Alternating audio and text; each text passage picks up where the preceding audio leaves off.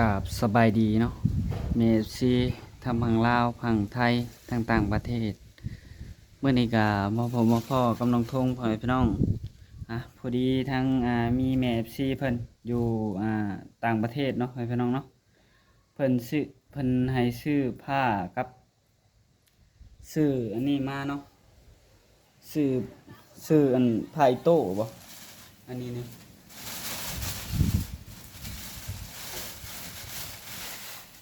อันนี้เอาไว้เห็ดกินเนาะพ่อแม่พี่น้องผ่าตัวนี้เอาไว้ตัดพื้นพ่อแม่พี่น้องเลยผ่าอันนี้เนาะเอาไว้ตัดพื้นตะลงทงเอาเป็นด้ามไม้เนาะพ่อแม่พี่น้องเนาะเดี๋ยวสิแปลงดีๆมันอยู่อันนี้ก็น่าจะบอดี้ปานใดเนาะอันด้ามนี่มันอยากด้ามเนื้ออ่อนพ่อแม่พี่น้องด้ามไม้เนื้ออ่อนเนาะแล้วก็ชื่อแยงเนาะถังอันนี้ถังน้ำพักตรงนี้พี่น้องเลยอันนี้ชื่อแสนปลายเนาะพี่น้องเนาะถังน้ำพักแต่ว่าเอาบสูงมันได้ก็ได้เนาะพี่น้องมีกระเพาะในทางเนชี่ทางต่างประเทศเนาะอยู่ยังแหละทางพงกับบูฮูกันพี่น้องเลยทางพงกับบูฮูเนาะเพิ่นก็ส่งมาให้กับเพิ่นก็บ่ได้บอกว่าจังไดเนาะมีแต่ว่าซื้อมาให้น้องพงซึ่งเหลือแต่คาดเนาะคาดกับอย่างนี้กับเลื่อยเนี่ยเนาะโดยน้องช้ากับสบายดีแม่ซีเพิ่นนี่เป็นยังสบายดีเด้อไม่คอยกับอันนี้นะทางนู้นผมซื้อเองเนาะเอามาขังไก่ไว้พี่น้องเอ้ยไก่มันมาสะนานพักเนาะพอดีเมื่อนี้ก็ทางทงก็มาแต่ตัดพื้นพี่น้องเอ้ยจะซื้ออันนี้มาแล้วก็ตัดพื้นเนาะพี่น้องเนาะแต่ก็บ่ได้ถ่ายคลิปพี่น้องเดี๋ยวมื้ออื่นนี่ก็สิไปอีกพี่น้องยังบ่พอเนาะพื้นแต่มื้อนี้ก็มาก่อนเนาะมาก่อนสิมาอนามัยทางหลังบ้านก่อนเนาะเพราะว่าทางหลังบ้านก็ยังหกอยู่เลยพี่น้องเอ้ยก็มีไหลลงหันและน้ำเพิ่นบอกว่าซื้อมาผักก็ดูเด้อในกระผ้าไผ่โต้นะอันนี้ผ้าธรรมดามีดโต้อ่ะอันนี้ก็บุหัวซัดกระดูกผักถัดแล้วเอาอันนี้ก็เอาไว้กองพื้นแล้วก็จะขัดขนาดของเขาซะเนาะต้องหาตัดไม้มาเห็ดหัวมันดีแม่นเพื่อสิได้ตัดไม้กันเอาไม้ทักไผ่เอามันอย่างนั้นซื้อผ้ากับมีดก่อนยังเหลือเลื่อยแล้วก็กับผ้าเนาะเลื่อยคาดกันยังบ่ได้เนาะกับเบิ่งก่อนว่าเพราะว่าหมกให้สิคอหรือเปล่าเพราะว่ามันแพงอันนี้ก็2อันนี่ก็เกือบ300,000แล้วพี่น้อง2อันอันนี้เกือบ300,000ผ้ากับอันนี้มันแพงเนาะ2อันนี่ก็เกือบ300,000อันนี้นี่ก็แย่งนี่ก็แสนปลายก็1,700,000เงินเอาเองซื้อเนาะแล้วเฮาก็เติมน้ำมันอีกเนาะแพงเติมน้ำมันนี่ยังอีกหลายอย่างอยู่เดี๋ยวทางน้องทงสิพาแม่ชีไปก่อนเนาะพี่น้องไปหาเสียหญ้าเสียหยังก่อนเดี๋ยวค่อยจังมาขอบคุณทางแม่เพิ่นเนาะที่ซื้ออันนี้ให้มีกับผ้าแม่ซื้อมีกับผ้าให้น้องพี่น้องเดี๋ยวจังมาขอบคุณทางแม่เพิ่นเนาะทางทงก็ดีใจเนาะที่แม่เพิ่นบ่ลืมเพิ่นก็มีหยังเพิ่นก็คอยซอยอยู่เนาะโดยทั้งยังเพิ่นฝากสิ่งฝากหยังมาเพิ่มโดยเป็นผักสิ่งมาให้ทางโอซา3คืนแล้วก็สุดท้ายเพิ่นก็ผักมา3คืนเนาะไปเป็นคนกับน้องลิงกับน้องแหล่กับน้องสาเพิ่นก็ผักสิ่งมาให้ทางโอซาเดี๋ยวไปเสียหญ้าบ่โดยเขาเอาคำใหญ่ไปได้โทษโดย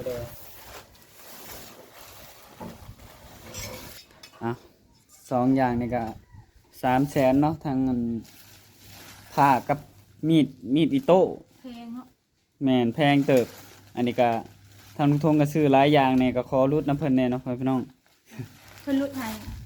เท่าใด5,000กีบรุดให้ก็บ่ได้หลายดอกขอรุดน้ำเพิ่นก็ได้เพิ่นรุดแต่ไม่พอให้แม่นเพิ่นไม่พอการ25,000รุดให้20,000 ก็เอาเสียมและเสียหญ้า เอาผ้ากับมีดเขาไปเมียนเพิ่นซื้อให้เลยค่ะต้องรักษาไว้ดีๆหน่อยโท โดย เอาเขาไปไว้ในเพื่อน อันนี้เอาไว้ในเพื่อนเลยตัวนี้ก็ ไปหาเสียหญ้าก่อนเด้อบาดนี้อ่ะโดยตอนนี้ก็ทางน้องช้าเพิ่นปั่นเครื่องเนาะพ่อพี่น้องมีแต่แถวนี้แหละมันอยากหกๆแน่เนาะก็บ่ได้อยู่เสียมันเนาะพ่อพี่น้องเนาะทางหลังบ้านพ่อพี่น้องโอ้ทางกงมีเนาะก็ต่ำแม่งเลยเนาะใบมันโยดลงมาจนต่ำมันจะแบบงวยๆไปทางเฮือนเนาะพ่อพี่น้องเนาะอยากงวยไปทางเฮือนโอ้มันมีเริ่มใหญ่แล้วพ่อพี่น้องโอ้โอ้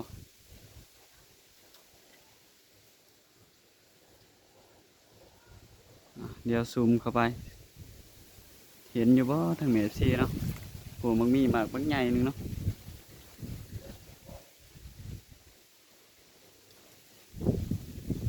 ไปทางน้องทงสีเสียหญ้าเลยเนาะบาดนี้เพราะว่ามาแต่ตัดพื้นแล้วพ่อพี่น้องตัดแต่ตอนเพนเนาะทางน้องทงไปตัดก็ได้แล้วก็ไปตลาดนำไปช่วงเช้าตลาดก็พอดีเขาไปตัดพื้นแล้วก็ออกมาตรงมาเฮือนเลยเนาะพ่อพี่น้องมาหาเสียหญ้าอยู่ในเฮือนก่อนบาดนี้โดยไปกันเลย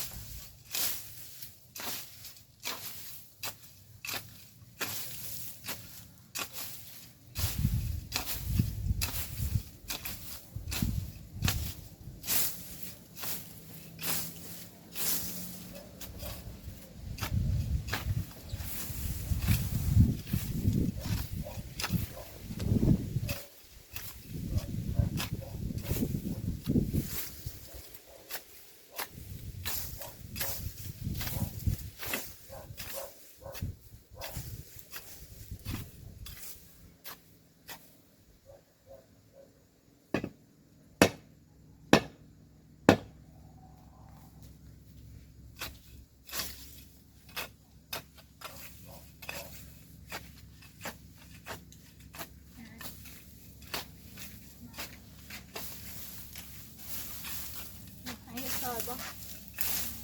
จะมีเสียมเนาะมีเสียมอันเดียว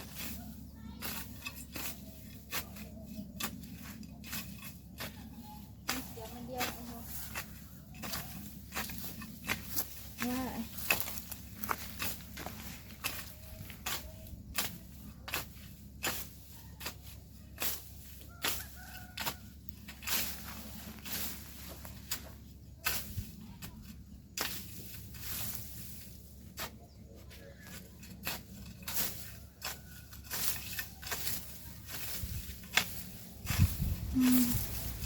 ช่วงนี้ลมแห้งหน่อยเถอะ ปั่นเครื่องแล้วใช่ ปันแห้งแล้ว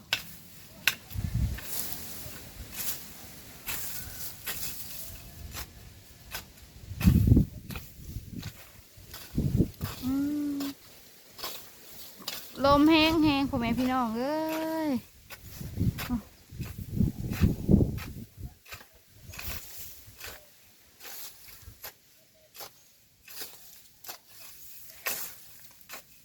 ระวังซับพอน้ำได้ค่ะพอน้ำแห้งลูกลาย ครับขอน้ำไม่ใช่ขอน้ำไม่พูด เลย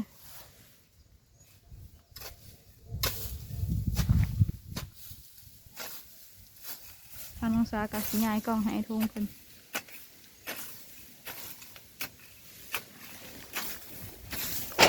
เดี๋ยวทางน้องสาไปเบิ่งเสียปากได้เลย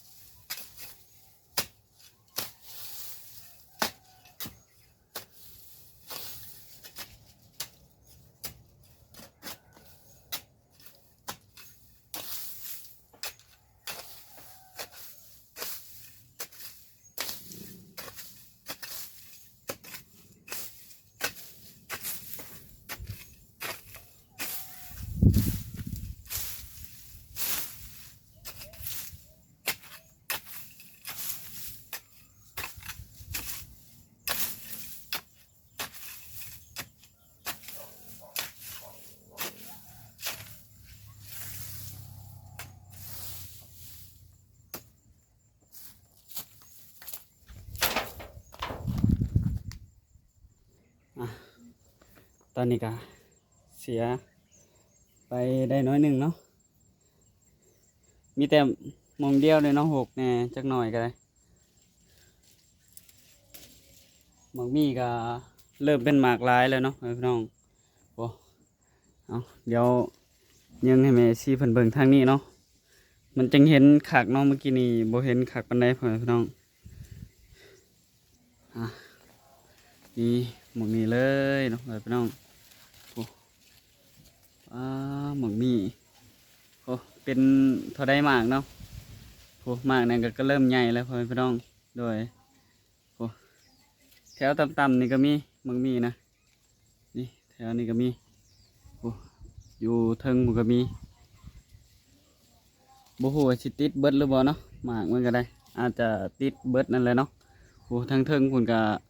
4-5หมากคุยทางเทิงคุณก็ได้โดยนะบาทนี้ทางน้องทุ่งก็สิเสียหญ้าต่อไว้พี่น้องโดยตอนตัดพื้นทางน้องทุ่งก็บ่ได้ถ่ายลงเด้อแม่ FC โอ้อันนี้น้ำมันไหลลงมานี่ตลอดเนาะพี่น้องน้ำปั่นเครื่องนี่มันไหลลงมานี่มันเฮ็ดให้อันกกไม้ซุ้มนี่ใหญ่เขียวงามเนาะเขียวมันเขียวโดยบาทนี้ทางทงไปเสียบาทนี้เห็ดในเขียวงามเลยขนาดว่าน้ำมันไหลมาคนที่เนาะเพราะว่าทางทุ่งก็ปั่น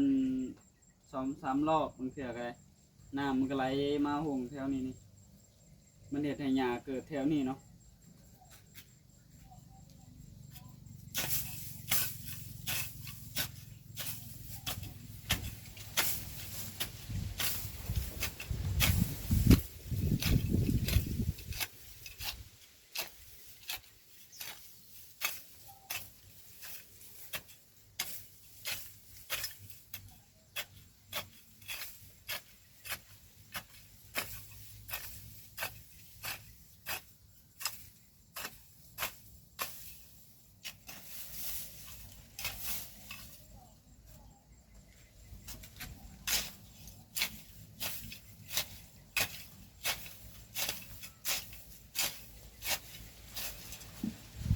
ผีมันงามบูแมนยังเลยเมซีนี่พักอันนี้เนาะกินได้ใบมันนะแจ็คเพื่อนเอิญว่าพักอันยังอะไรพักอันนี้ฮะเกิดตลอดเลยพักอันนี้ฮะทางทุ่งกับบูเนาะทางทุ่งก็เชียร์ออกหลายรอบเลยกุ๊กอันนี้นะแต่ยังเกิดใหม่อยู่เนาะพักอันนี้มันกินใบได้ผมเพื่อไงลวกกินก็ได้เนาะพักอันนี้แจ็คเพื่อนเอิญว่าพักอันยังพูดแต่ว่ามันกินได้เนาะ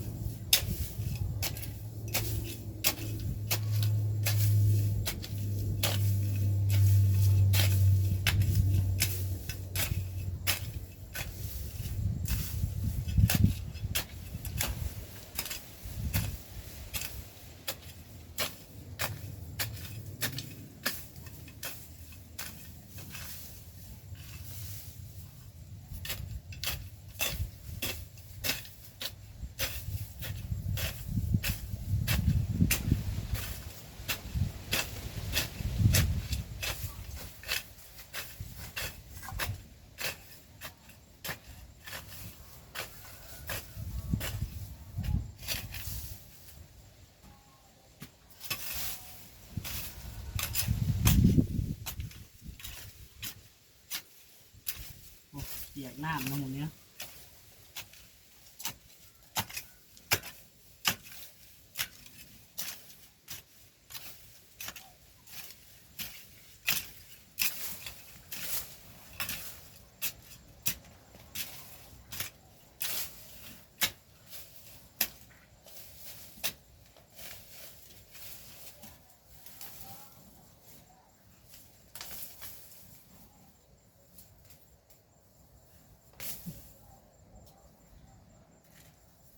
ลบมาทางห่างออกมาเลยเนาะ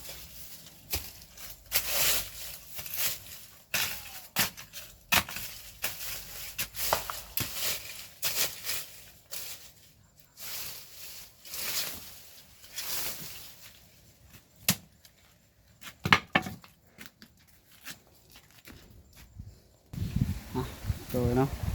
ทางลูกสาวเพิ่นไปตักเครื่องเหมือนพี่น้องเอ้ยเพิ่นปั่นแห้งแล้วก็สิไปตักเครื่องบัดนี้เนาะเดี๋ยวทางน้องทงก็สิเฮ็ดซุมนี้แล้วก่อนเนาะ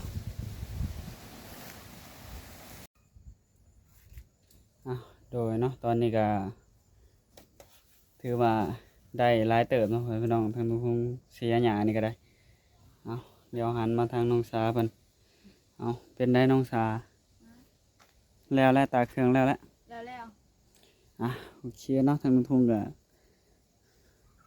ต้องขอบคุณเนาะทางมี FC ที่เพิ่นชื่อผ้าแล้วก็ชื่อมีดอิโต้เนาะโดยแล้วก็หลายสิ่งหลายอย่างที่เพิ่นเคยซื้อให้เนาะโดยก็ขอบคุณเนาะทางมี FC ทั้งแม่ใจดีเนาะพ่อแม่พี่น้องแม่ใจดีเพิ่นชื่อเครื่องชื่อของมาให้เนาะก็ขอให้เพิ่นอยู่ดีไม่แห้งความเจ็บจะได้ความไข้จะมีเนาะเดินทางไปใช้มาใช้ก็ขอให้ปลอดภัยให้เจริญในหน้าที่การงานเนาะโดยขอให้เพิ่นเป็นห่มโพห่มใช้ให้ลูกให้หลานต่อไปเด้อสาธุเนาะโดยทางลุงทงก็สิได้จบคลิปไว้เพียงเท่านี้เนาะก็ขอบคุณทางแม่ FC เบิดทุกคนเนาะที่ให้กำลังใจแล้วก็ให้ความแนะนำตลอดมาเนาะพ่อพี่น้องก็ขอบคุณเพิ่นเนาะแล้วก็ฝากให้แม่ FC เบิดทุกคนเนาะที่กดไลค์กดแชร์กดมากระลิ่งแจ้งเตือนรอเบิ่งคลิปใหม่ๆของน้องทงเนาะทางน้องทงก็พยายามลงคลิปให้แม่ FC เพิ่นได้เบิ่งเนาะพ่อพี่น้องโดยทางน้องทงก็ขอบคุณทางแม่ FC ที่เบิ่งคลิปของน้องทงตั้งแต่ต้นจนจบที่ประกอบโฆษณาเนาะทางน้องทงก็สิได้ลาแม่ FC ไว้เพียงเท่านี้เนาะพ่อพี่น้องเนาะโดยทางน้องทงก็สบายดี